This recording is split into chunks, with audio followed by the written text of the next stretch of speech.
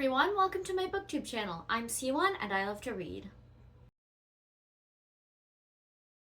Today I'm going to be filming my January reading wrap-up as well as some February hopefuls for you. I've got a lot of books to get through, so let's just dive right in. First book I read was From Lukov with Love by Mariana Zapata. I only finished it so that I could give it a 2-star review on Goodreads, and I think 2 stars was generous. The writing was just so grating and repetitive, and I hated the characters. I thought they were all horrible, and I really, just didn't like anything about this. So that's a strong start. Luckily, the next book I read was The Lady's Guide to Petticoats and Piracy by Mackenzie Lee. This is the second book in the Gentleman's Guide to Vice and Virtue series, and it was excellent. I rated it 5 stars. I love the friendship that Felicity forms with Sam and Joanna, and I really enjoy Felicity's character growth. Next, a little bit late for the season, but I read Make the Season Bright by Ashley Herring Blake. This one I rated 3.5 stars. I think in retrospect that was generous because I really wanted to love it because I loved the Brightfall series, but both the FMCs are kind of unlikable, and it's kind of really hard to believe. It's a second chance romance, and it's kind of really hard to believe that the one takes the other back. That being said, I still had a pretty good time. I'm not saying it was good, I'm just saying I liked it. So yeah, 3.5 stars. Next I read Pride by Samantha Ryan. This is an ARC. It's supposedly a queer retelling of Pride and Prejudice, although it really doesn't resemble Pride and Prejudice at all. The writing is a bit robotic and stiff.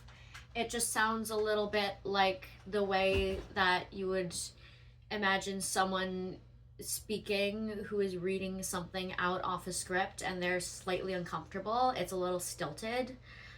But it was okay. It was cute. I didn't love it, but it was cute. And I guess I enjoyed the love story. So 3 stars. Next I read The House in the Cerulean Sea by TJ Klune. I read this on audiobook, and I'm gonna be honest with you, I really liked it. I thought it was so cute. And then halfway through, I found out that it was inspired by the 60s Scoop. And there's just something about, white authors exploiting Indigenous trauma to create a lighthearted, fun fantasy world that didn't sit right with me. And I read that he read the Wikipedia page. Oh, my light just died. Okay, we're gonna have to make do. I read that he just read the Wikipedia page, and first of all, do your research properly if you're gonna base it on something like that, and second of all, don't base it on something like that. Don't take something that's a deep cultural trauma and turn it into a fun, lighthearted romp through a fantasy world. That makes me so uncomfortable, and I can't in good conscience read the second one, even though I would really like to. So my final rating for this is 2.5 stars. Next I read Yin Yang Love Song by Lauren Kung Jessen. I thought this one was so cute. It was an ARC from NetGalley as well. It was published on January 28th, I believe. It basically has themes of self-discovery and intergenerational trauma.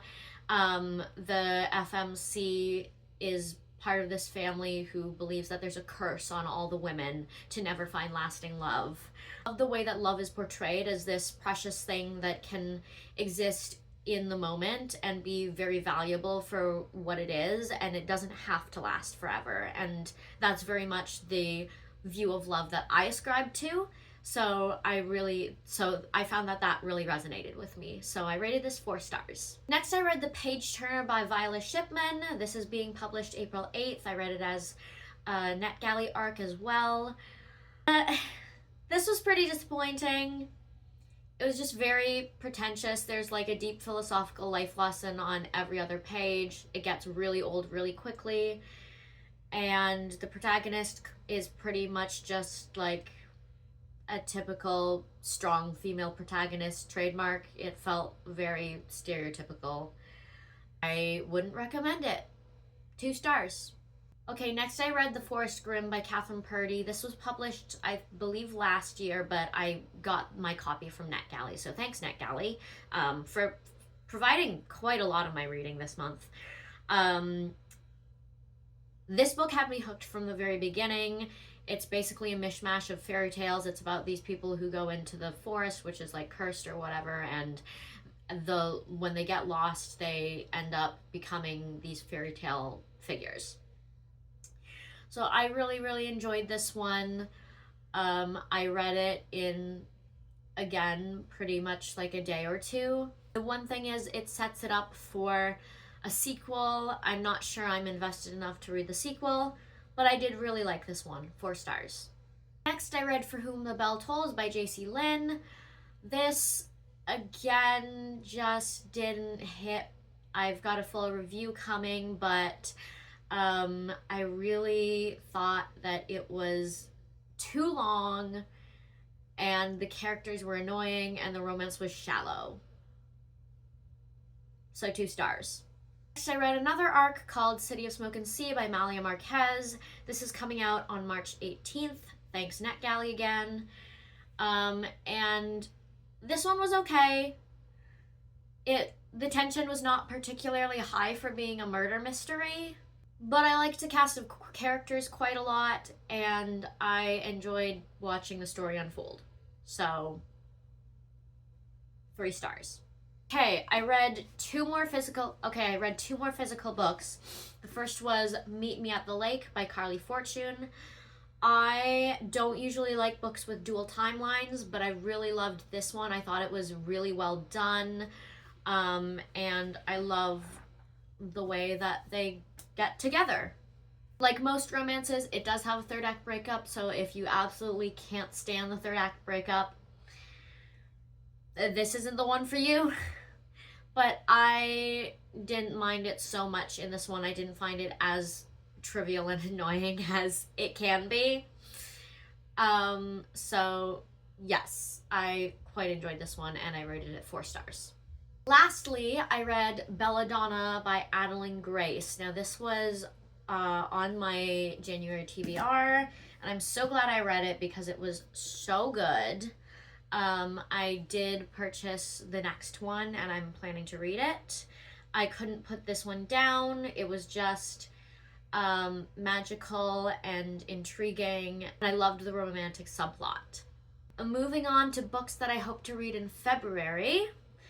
I'm hoping to keep chipping away at my physical TBR. I realized that my book is upstairs and I'm too lazy to go grab my copy, so I have a physical copy, but it's Emily Wilde's Encyclopedia of Fairies by Heather Fawcett. I had this on my January TBR, didn't get around to it, but I have actually started it. It's February 3rd when I'm filming this, and I have actually started it already. So I'm really enjoying that and definitely going to finish it this month. I've got a few books by Black authors that I'd love to read for Black History Month. The first is For All Time by Shania Miles. This, as far as I can understand, is basically about a couple who finds each other in every life that they have ever lived. So I am intrigued to read it. Next is The Skin of the Sea by Natasha Bowen. This is basically about a mermaid whose job it is to collect the souls of the dead who have gone overboard and drowned, but one day a young boy goes overboard and she saves his life. And the story unfolds from there. I'm really looking forward to this one because I love mermaids. I haven't read a lot of mermaid books, and it's also a fantasy that's quite short. I do love a big, thick fantasy, but not all the time. Next is Larkin Chasm Start a Revolution by Kacen Callender. This is a YA romance. The little blurb on the inside of the jacket says, "Moving and honest, Larkin Chasm Start a Revolution explores how to learn to love and accept yourself, even when faced with a world that's built to despise you." The last book on my TBR for February is The Darkness Within Us by Tricia Levenseller. This is a sequel to The Shadows Between Us. It follows the sister, and I really, really enjoyed The Shadows Between Us. I thought it was so excellent, even though I guessed the twists. I found those quite predictable, but I still really, really enjoyed it, and I'm intrigued by the sister character, who is in the first book presented as this vapid, shallow, very petty young woman.